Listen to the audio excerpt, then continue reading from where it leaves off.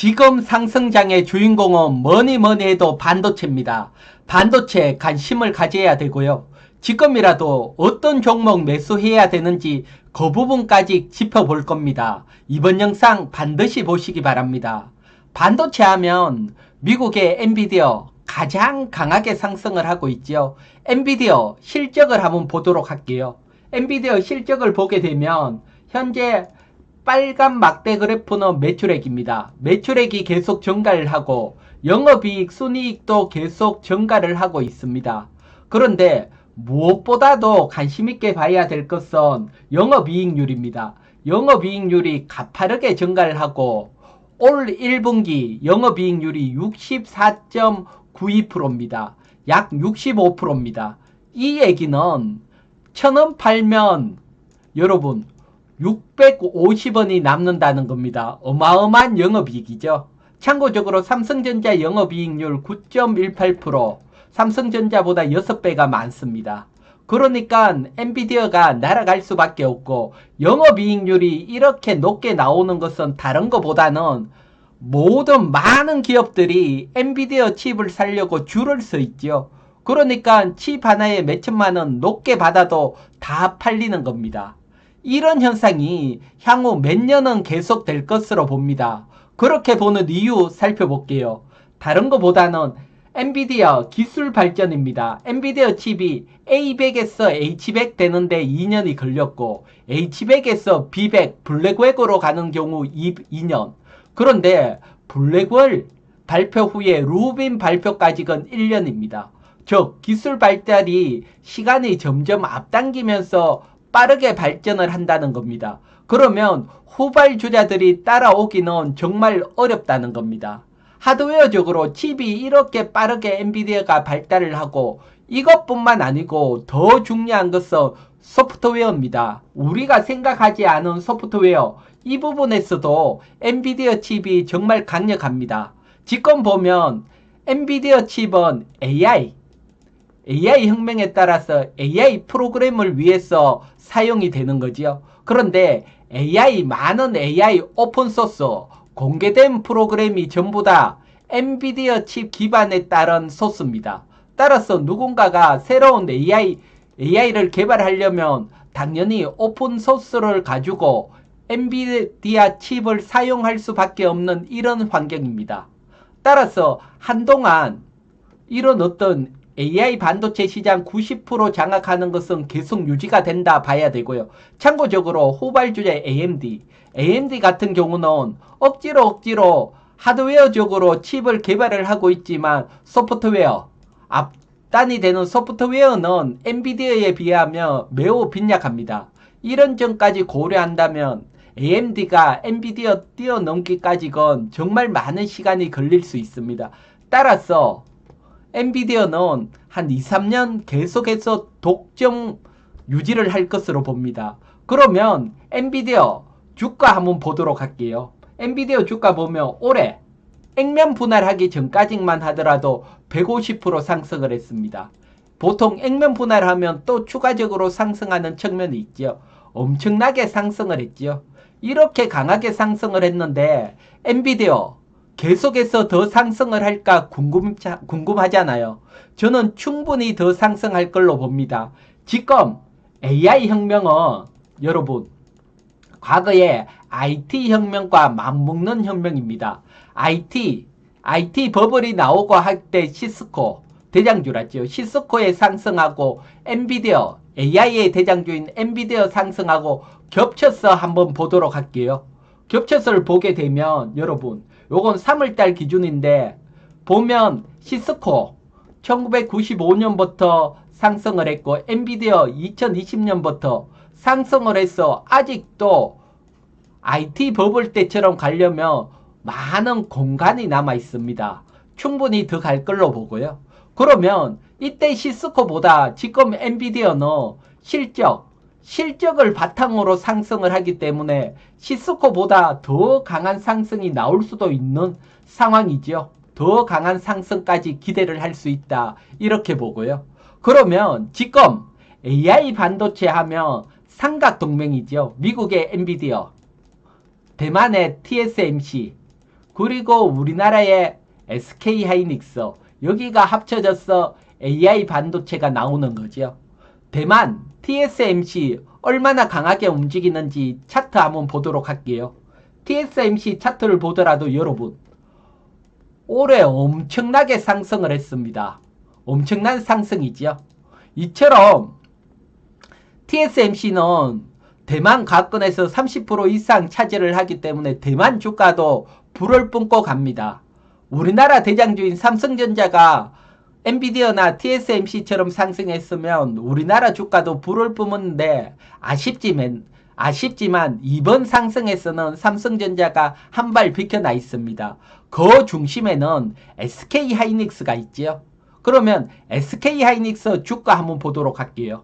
SK하이닉스 주가 보게 되면 작년 10월 말부터 100% 상승을 했습니다. 역시 주도주죠.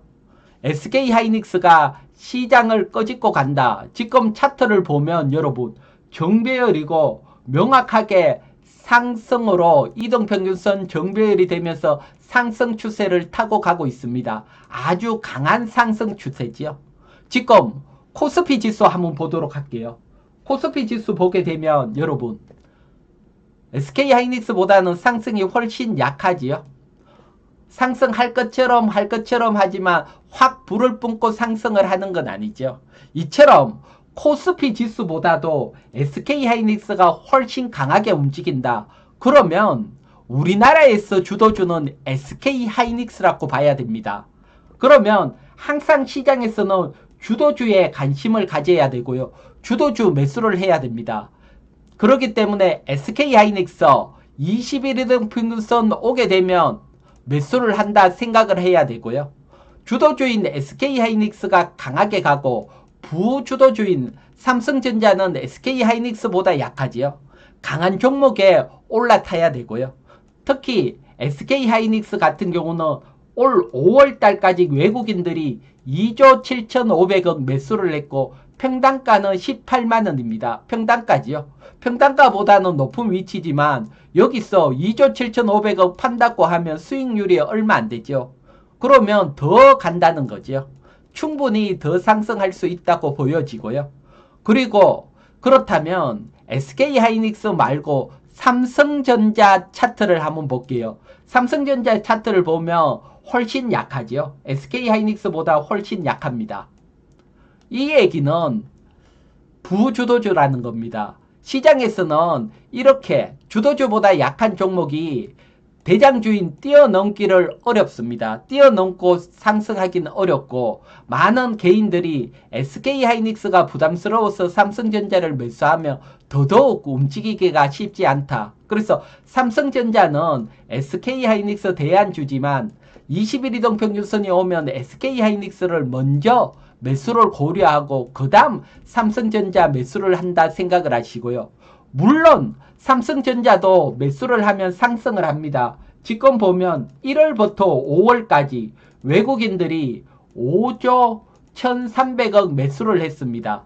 충분히 더 상승을 할 수 있다. 외국인들이 매수가 들었기 때문에 그렇게 보입니다. 하지만 외국인 절대량으로는 삼성전자보다 SK하이닉스보다 삼성전자를 매수를 많이 했고 SK하이닉스는 2조 7,500원 있죠. 하지만 시가총액은 삼성전자가 코스피 지수에서 20%, SK하이닉스 7%, 약 3배가 많지요. 따라서 시가총액 고려한다면 SK하이닉스를 외국인들이 훨씬 많이 매수했다 이렇게 볼 수 있습니다. 따라서 지금 AI 반도체의 핵심 중에 핵심인 SK 반도체, 그리고 외국인들이 더 많이 매수한 SK하이닉스, 그리고 삼성전자가 늘 기술력으로 앞서갔지만 SK하이닉스가 HBM 시장이 되면서 기술력이 뛰어넘어 버렸지요.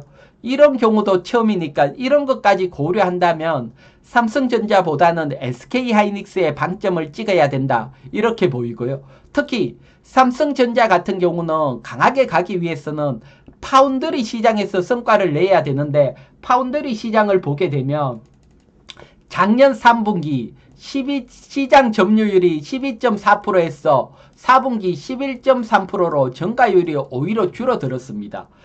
파운드리 시장 점유율이 상승이 되는 거, 이런 것들까지 확인이 될 때 삼성전자가 강하게 가는데 지금은 여러모로 어려워 보입니다. 여기에 또 파운드리 시장에 인텔까지 들어오고 또 하단에서 지금 중국 기업들이 치고 올라오면서 사이에 어떻게 보면 끼이는 어떤 그런 느낌이고요. 따라서 삼성전자는 파운드리 사업부 확 올라오는 것까지 확인을 하시고 그렇게 보시고 접근을 하셔도 늦지 않다 보여지고요.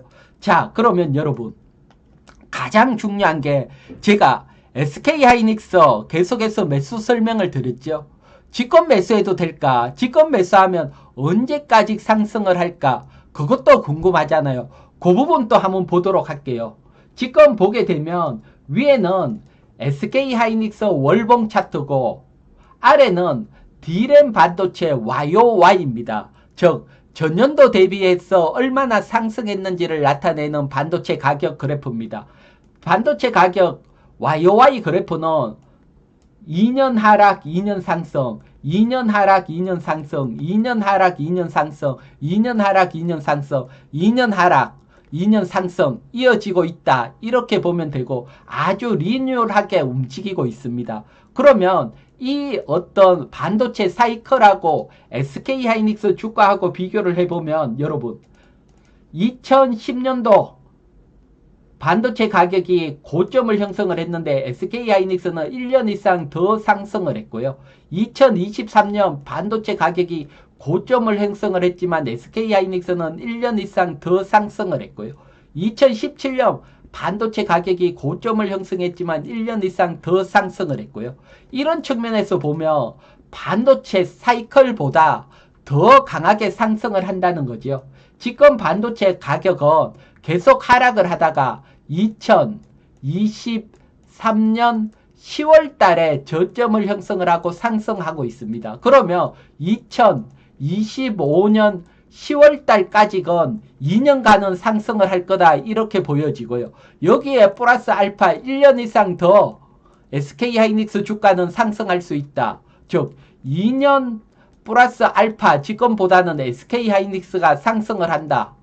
즉 이번 대세 상승장에서는 SK하이닉스가 주도로 상승을 한다 이렇게 보고요. 따라서 SK하이닉스는 계속해서 작년부터 강조를 드렸지만 지금도 마찬가지입니다.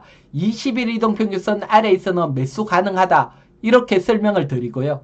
자, 그러면 여러분 중소형주에 대해서는 어떨까요? 중소형주 반도체들 움직이고 있지만 중소형주 전체적으로 보면 일단 여러분들에게 제 이희경 경제TV 유튜브에 오시면 중소형주 매매법, 핵심 기법 10배 상승을 하고 30배 상승을 하는 이런 핵심 기법들 공개가 돼 있습니다. 이거 공부를 하시고 그리고 계좌 적용까지 돼 있으니까 이거 중소형주 공부하시는 분들은 반드시 공부를 하시기 보고요.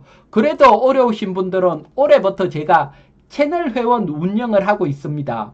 따라서 채널 회원 가입을 하시면 핵심 종목 공유를 하고 핵심 기법 더 디테일하게 하니까 채널 회원 고민을 하시고 가입비는 여러분들 부담 안 되는 가격이니까 참고하시고요.